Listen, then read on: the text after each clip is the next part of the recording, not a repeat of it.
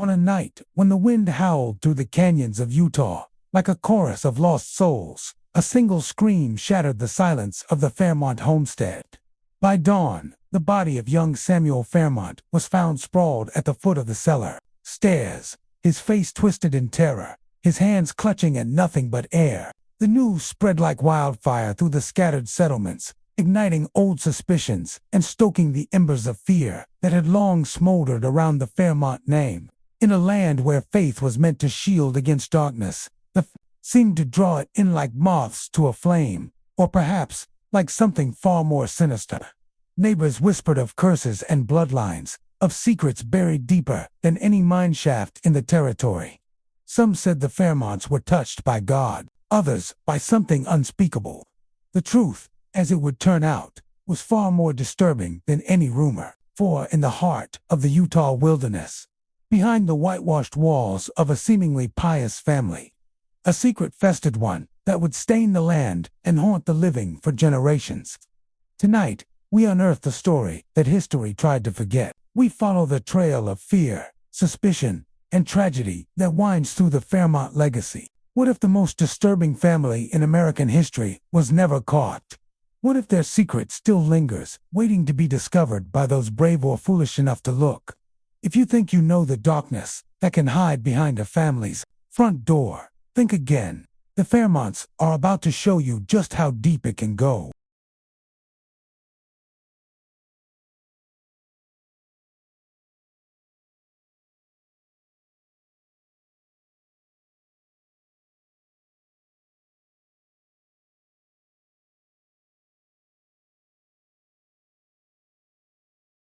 Utah in 1878 was a land of contradictions, a place where hope and hardship walked hand in hand across a landscape both breathtaking and unforgiving.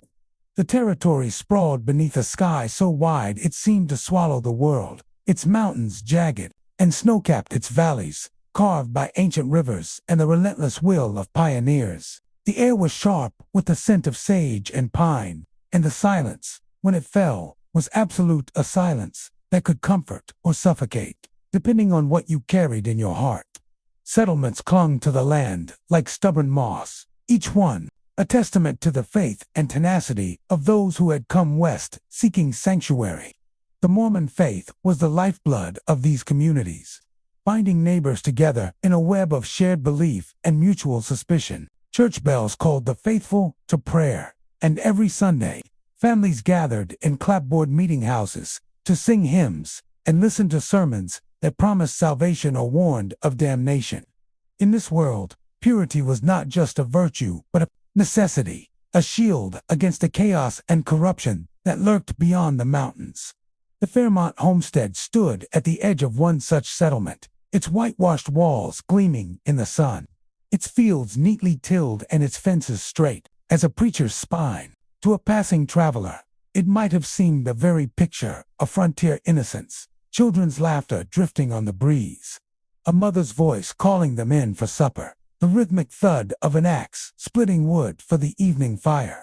The Fairmonts were known for their industry, their piety, and their hospitality. Their doors were always open to a neighbor in need, their table always set with an extra place. But beneath this veneer of wholesomeness, something was amiss. The Fairmonts kept to themselves more than most, their smiles a little too practiced, their eyes quick to dart away from questions. Visitors sometimes remarked on the odd hush that fell over the house at dusk, or the way the children seemed to vanish when strangers approached. There were stories, 2 stories of strange illnesses that swept through the family but spared the neighbors, of children born with peculiar features, of sudden deaths explained away with a shrug and a prayer. In 1878, the territory was gripped by a new kind of anxiety, one that went beyond the usual fears of drought, famine, or Indian raid. At the heart of the Fairmont homestead stood Elias Fairmont, a man whose presence seemed to command both respect and unease in equal measure. Tall and broad-shouldered, with a beard as black as the coal seams that ran beneath the hills, Elias was a figure carved from the very stone of the territory. He spoke little, but when he did, his words carried the weight of Scripture. To the congregation, he was a pillar devout, industrious, and unwavering in his convictions. Yet there was a hardness in his eyes, a flicker of something unspoken, that made even the bravest men hesitate before meeting his gaze for too long. Beside him was Ruth, his wife, whose beauty had once been the talk of 3 counties. Time and sorrow had etched fine lines around her eyes, but her bearing remained regal, her voice gentle and measured. Ruth was the soul of the household, tending to her children with a devotion that bordered on ferocity. She was quick to offer comfort, but just as quick to silence questions with a look. Some said she had the gift of healing, that her hands could soothe fever and mend broken bones. Others whispered that she knew how to keep secrets, her own and those of her kin. The Fairmont children were a study in contrasts. Samuel, the eldest, had inherited his father's strength but not his silence. He was quick-witted, restless, and prone to fits of melancholy that would send him wandering the hills for days at a time. Mary, the second child, was her mother's shadow, quiet, observant, and fiercely protective of her younger siblings. She moved through the world with a grace that belied her years, her eyes always searching, always wary. Then there was Thomas, a boy of 12 with a wild imagination and a laugh that could light up the gloomiest day. He was the favorite of the younger children, who followed him like ducklings, eager for stories and mischief. The youngest Fairmonts, Sarah, Ruthie, and little James were rarely seen outside the boundaries of the homestead. They played in the shadows of the orchard, their games strange and secretive, their laughter echoing through the trees long after dusk had fallen. Neighbors sometimes caught glimpses of them at the edge of the fields, watching with solemn eyes, their faces pale and unreadable. Beyond the immediate family, the Fairmonts' extended kin formed a tight, insular circle. Cousins, aunts, and uncles lived in cabins scattered across the valley, their lives intertwined by blood and necessity. Family gatherings were frequent but closed to outsiders, marked by a peculiar solemnity that set them apart from the raucous barn dances and church socials of the wider community. It was said that the Fairmonts married their own, that their bloodlines twisted back on themselves like the roots of an ancient tree. Whether this was truth or slander, no one could say for certain, but the rumor clung to the family like a second skin. Despite or perhaps because of their isolation, the Fairmonts were a source of endless fascination and speculation. Some admired their unity, their ability to weather hardship without complaint. Others saw only arrogance, a refusal to mingle or share in the joys and sorrows of their neighbors. There were stories, too, stories that grew in the telling, of children born with webbed fingers or eyes too bright for comfort, of sudden illnesses that swept through the family but left the rest of the valley untouched. A traveling preacher once claimed to have seen a mark on Elias's chest, birthmark shaped like a serpent, a sign of the devil's favor. He left town the next morning, never to return. Yet for all the whispers, there were moments that revealed the family's humanity. Ruth tending to a neighbor's sick child through the night, Mary leaving baskets of food on doorsteps during lean winters, Thomas rescuing a lost lamb from the river's icy grip. These acts of kindness complicated the narrative, making it harder to draw a clear line between innocence and guilt, between victim and villain. Still, unease lingered. There was something about the Fairmonts that set them apart, something that could not be explained by faith or misfortune alone.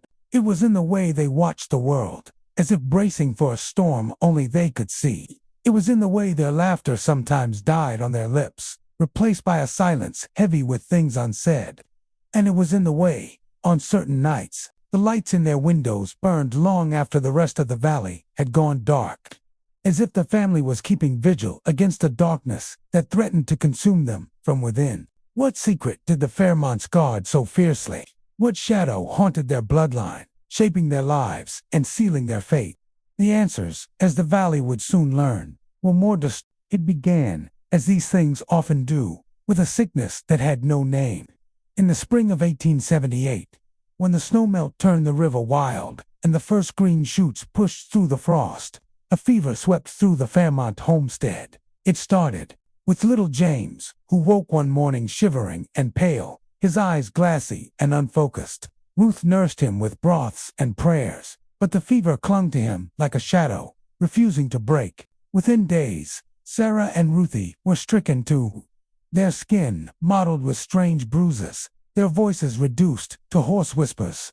The doctor from town was summoned, but he left the house with a troubled look, muttering about bad air and family afflictions before refusing to return.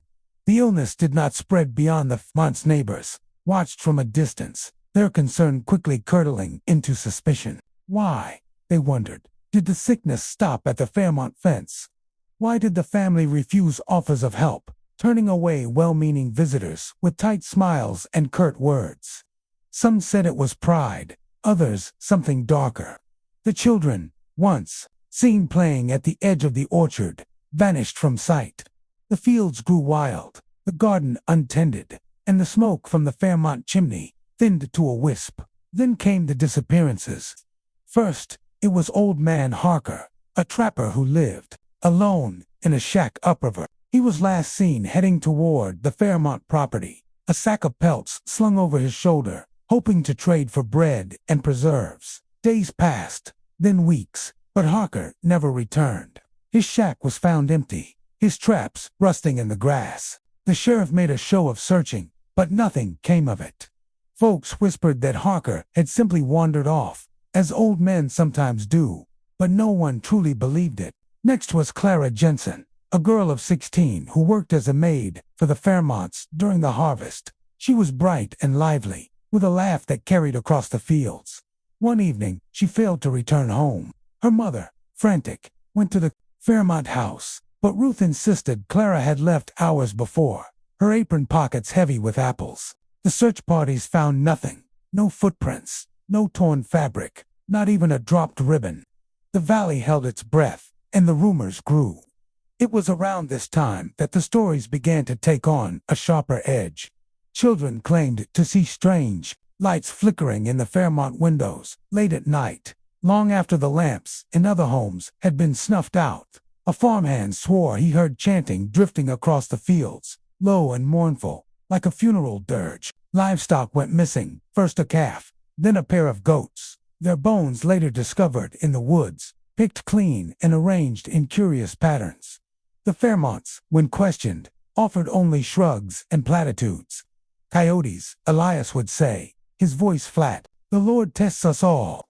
But the valley was not so icily reassured.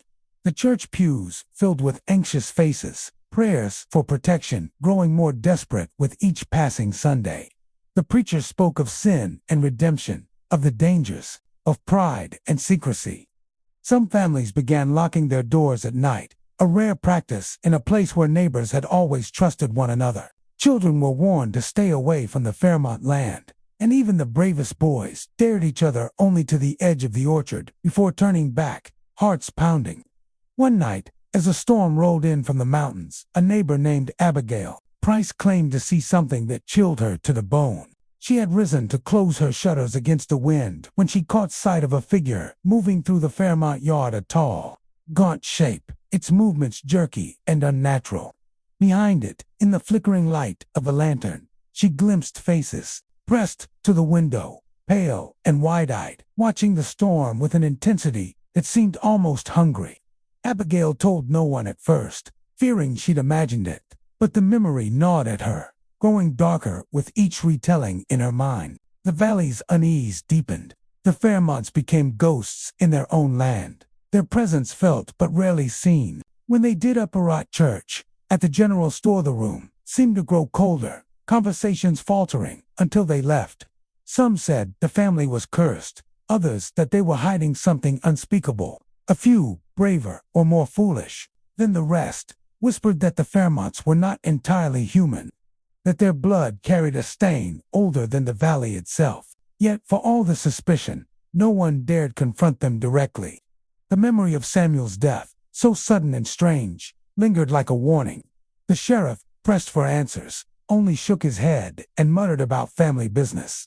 The preacher urged compassion, but his words rang hollow. The valley was caught between fear and fascination, unable to look away, yet terrified of what they meant. As the summer bled into autumn, the Fairmont homestead seemed to shrink from the world, drawing its boundaries tighter with each passing week. The once busy lanes that led to their door grew over with weeds, and the laughter that had once drifted from the orchard was replaced by a silence so dense it pressed against the valley like a storm cloud. The Fairmonts, always private, now became nearly invisible.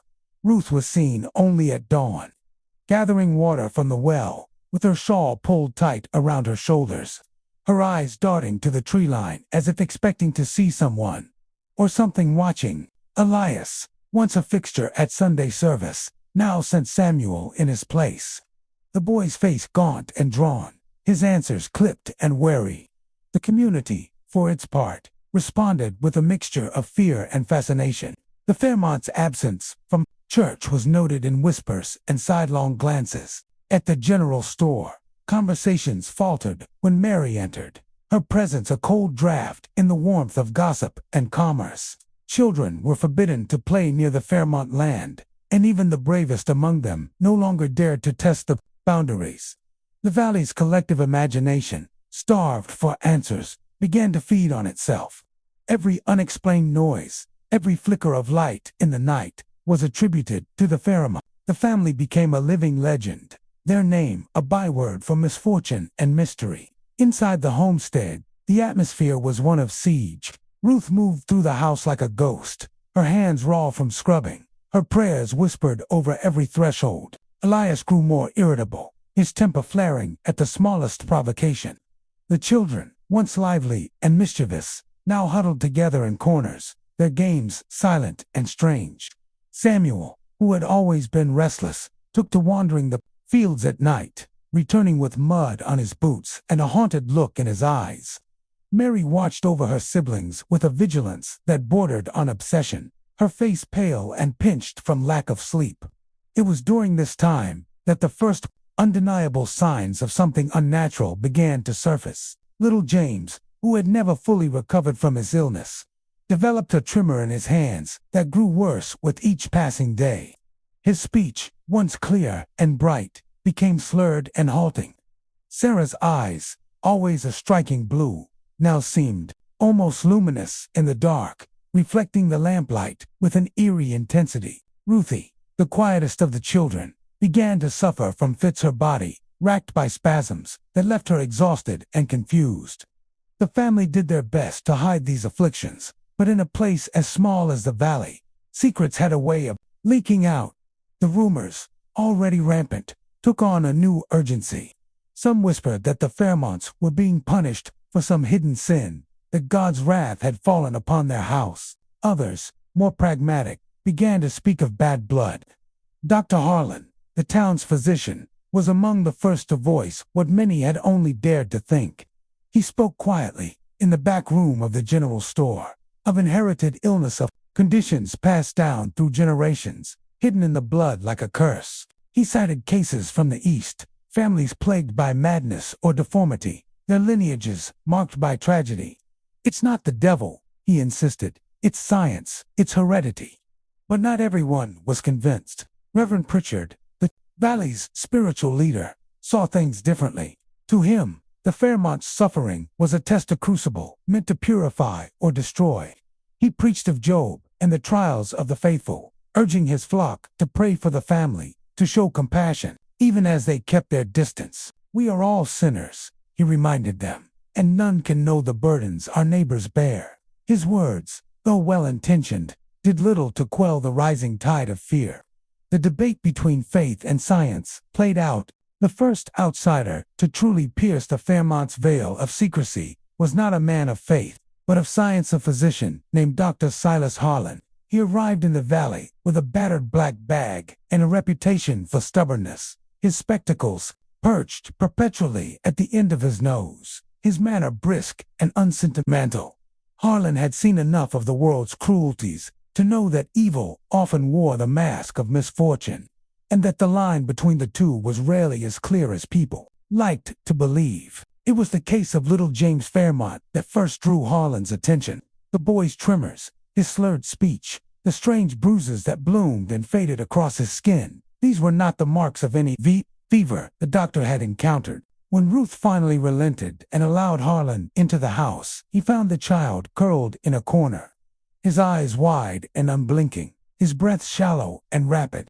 Harlan examined him with gentle hands, noting the peculiar stiffness in his joints, the way his fingers curled inwards, as if grasping at invisible threads. He asked questions about family history, about other illnesses, about the deaths that had haunted the Fairmonts for years. Ruth answered in monosyllables, her face a mask of polite indifference, but Harlan saw the fear flickering in her eyes.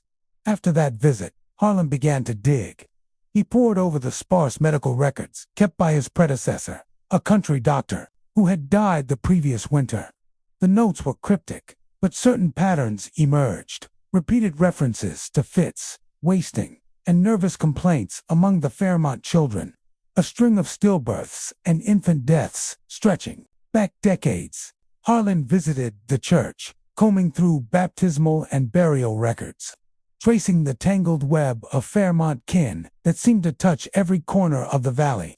He spoke with neighbors, coaxing stories from those who had once worked for the family or attended their gatherings. The tales were always the same: secrecy, sickness, and a sense of something not quite right. The more Harlan learned, the more convinced he became that the Fairmonts were suffering from a hereditary affliction, something passed down through the blood, a flaw that grew more pronounced with each generation. He wrote letters to colleagues in Salt Lake City and back east, describing the symptoms in careful detail, seeking advice and confirmation. The replies, when they came, were cautious but intrigued. "It may be a form of familial ataxia," one wrote, "or perhaps a rare metabolic disorder. Inbreeding is not uncommon in isolated communities. Such things are to be expected." The words were clinical, detached, but to Harlan they carried the weight of a death sentence. Yet science alone could not explain everything. There were stories that defied logic, accounts of children who spoke in tongues during their fits, of animals that refused to cross the Fairmont threshold, of strange symbols carved into the beams of the barn. Harlan dismissed these as superstition, the natural byproduct of fear and ignorance. But he could not ignore the effect they had on the community. The valley was gripped by a kind of collective hysteria, each new rumor feeding the next, until the Fairmonts were no longer seen as victims, but as the source of the valley's misfortune. The sheriff, a man named Amos Reed, was less convinced by Harlan's theories. Reed was a product of the land, stoic, practical, and deeply suspicious of outsiders. He had known Elias Fairmont since they were boys, and while he admitted that family was odd, he saw no reason to believe they were dangerous. "People get sick," he told Harlan, "and people die. That's the way of things out here." But even Reed could not ignore the mounting evidence: the disappearances, the strange lights, the trail of blood that had vanished with the morning dew. Reluctantly, Reed agreed to accompany Harlan on a visit to the Fairmont homestead. They arrived at dusk, the sky bruised with the promise of rain, the air thick with the scent of wood smoke and fear. Elias met them at the door, his face set in a scowl, his hands clenched at his sides. "We don't need your help," he growled, but Harlan pressed on, invoking the authority of science and the law. Inside, the house was dim and close, the air heavy with the smell of sickness and old secrets. Ruth hovered in the background, her eyes darting from Harlan to Reed and back again. As they spoke, Harlan's gaze fell on a battered ledger lying open on the kitchen table. The pages were filled with neat, looping script, Ruth's handwriting. He guessed, detailing the births, deaths, and illnesses that had plagued the family for generations. The entries grew more frantic as the years went on, the margins crowded with notes and prayers, as if the act of recording could somehow hold back the tide. Harlan asked to see the ledger, but Ruth snatched it away, her composure cracking for the first time. "Those are private," she hissed, her voice trembling. Reed, sensing the tension, tried to diffuse the situation. "We just want to help, Ruth," he said gently. "No one's accusing you of anything." But the words rang hollow, and the silence that followed was thick with accusation. That night, Harlan returned to his rooms above the general store, his mind racing. He wrote furiously in his journal, cataloging every symptom, every rumor, every scrap of evidence. He was determined to solve the mystery, to bring reason and order to a place drowning in fear. But as the wind rattled the windows and the shadows crept across the floor, He could not shake the feeling that he was missing something, some crucial piece of the puzzle that lay just out of reach.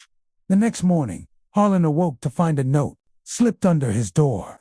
The handwriting was shaky, the words barely legible. "If you want to know the truth, come to the old mill at midnight. Come alone." There was no signature, but Harlan recognized the desperation in the scrawl.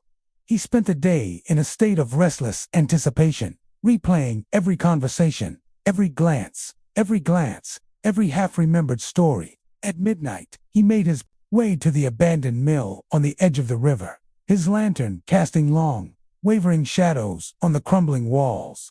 There, he found Mary Fairmont waiting for him, her face pale and drawn, her eyes rimmed with red. She spoke in a whisper, her words tumbling out in a rush of the sickness that had haunted her family for as long as she could remember, of the fear that kept them isolated, of the shame that grew with each new affliction. She pressed a bundle of letters into Harlan's hands, correspondence between Ruth and a distant cousin in Missouri, filled with desperate pleas for advice, for medicine, for hope. Mary's confession was both a relief and a burden. It confirmed Harlan's suspicions, but it also revealed the depth of the family's suffering, their attempts to seek help, their terror of being cast out, their desperate hope that the curse might one day be broken. Harlan promised to do what he could, but as he left the mill, he knew that science alone would not be enough. The truth, when it finally emerged, was not a single moment of discovery, but a slow, inexorable unmasking of horror that crept in on silent feet, revealed in fragments and confessions, in the trembling hands of a mother and the haunted eyes of a daughter. Dr. Harlan, armed with Mary's bundle of letters and the ledger he had managed to glimpse, pieced together the Fairmont secret with the precision of a surgeon and the dread of a man who knows he is cutting into something malignant. It began generations ago, with a marriage between cousins, an act not uncommon in the isolation of the Utah frontier, where bloodlines twisted back on themselves out of necessity and tradition. The Fairmonts, proud of their heritage and determined to keep their land and faith intact, had intermarried for decades, each union tightening the noose around their own genetic legacy. At first, the signs were subtle: a child born with a clubfoot, another with a stammer that never faded. But as the years passed, the afflictions grew more pronounced, more grotesque. Children who could not walk, who could not speak, who died before their first birthday. Others who lived, but not well, plagued by tremors, fits, and a slow, inexorable wasting that left them shadows of themselves before they reached adulthood. The disorder, Harlan realized, was a rare and terrible one, a recessive gene, hidden and harmless until paired with itself, then unleashed with a vengeance. It was a curse written in the very code of the Fairmont blood, a legacy of pride and fear and the desperate need to belong. The family had known, in their way. Ruth's ledger was a chronicle of heartbreak, each entry a prayer and a plea. Sarah, fever, 3 days, recovered, but weak. Thomas, fits, age 7, worse at night. James, trembling, cannot hold spoon. The margins were filled with desperate calculations, as if Ruth believed that by tracking the sickness, she might one day outwit it. But the response to their curse was not only one of sorrow, it was also one of secrecy, and, at times, of cruelty. The family had gone to extraordinary lengths to keep their affliction hidden from the world. When a child was born, too malformed to survive, the birth was not recorded, the grave unmarked. When the fits became too violent, the afflicted were locked away in the cellar, their cries muffled by stone and shame. The disappearances that haunted the Valley Clara Jensen, Old Man Harker, were not, as the rumors suggested, the work of murderers or monsters. They were the desperate acts of a family trying to protect itself, to keep its secret from spilling into the world. Clara, it turned out, had stumbled upon Ruthie during a fit, and in her terror, had tried to flee. She was caught, calmed, and sent away with a warning so dire she never returned to the valley.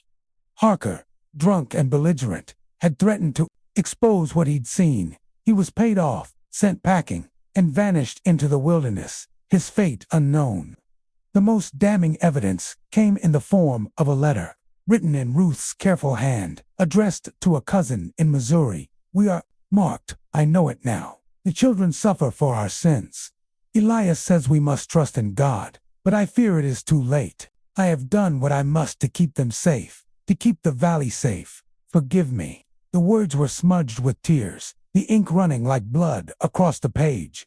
Harlan confronted Ruth with the truth, his voice trembling with a mixture of anger and pity. She did not deny it. Instead, she wept silent, racking sobs that seemed to shake the very walls of the house. We tried to stop it, she whispered. We prayed, we fasted, we begged for mercy, but the sickness kept coming. We couldn't let them see. They would have driven us out, or worse. We did what we had to do. Elias, when pressed, was less repentant. This is our land, he said, his voice hard as granite. Our blood. No one else's business. The world is cruel to those who are different. We kept to ourselves, and that's our right.